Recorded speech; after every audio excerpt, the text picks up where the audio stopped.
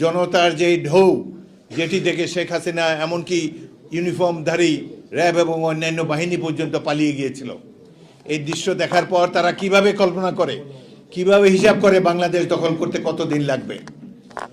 Problem হলো যে ভারত, তাদের মনটা অত্যন্ত ক্ষুদ্র। প্রত্যেকটি প্রতিবেশী রাষ্ট্রকে তারা বিষিয়ে তুলেছে। প্রত্যেকটি প্রতিবেশী রাষ্ট্র আজ তাদের বিরুদ্ধে। সবচেয়ে বড় হিন্দু রাষ্ট্র নেপাল, তারা পর্যন্ত এদের বিরুদ্ধে। কারণ তারা এই যে দাদাগিরি করে, প্রতিবেশীকে দাবিয়ে রাখতে চায়, এটি একবিংশ শতাব্দী মানুষ তো গ্রহণ করবে না। বাংলাদেশ তো মোটেই না যারা যুদ্ধ করে স্বাধীন হয়েছে। মমতা ব্যানার্জিকে ভালোই মনে করতাম, সৎ ভালো মহিলা, সাদাসিধা চালচলন।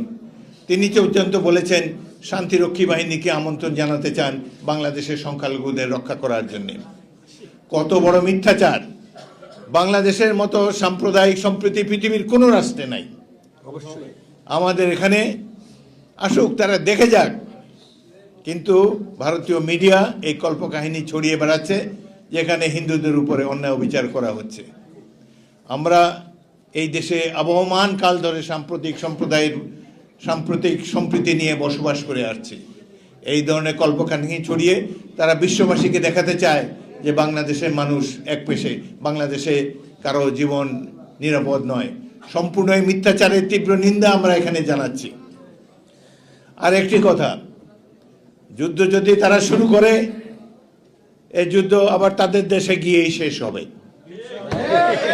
আমরা প্রত্যেকটি বাংলাদেশি নাগরিককে সামরিক ট্রেনিং দিয়ে প্রস্তুত করব যুদ্ধের জন্য। প্রত্যেকটি ছাত্র যেন রাইফেল চালাতে জানে। সামান্য field craft basic military training তাদেরকে আমরা দেব, যাতে করে কেউ আমাদের দিকে কোনো রক্তচক্ষু দিয়ে দৃষ্টিপাত করতে না পারে। আমরা যুদ্ধ করে জয়ী হয়েছি, চিরকাল জয়ী হবে বাংলাদেশের মানুষ।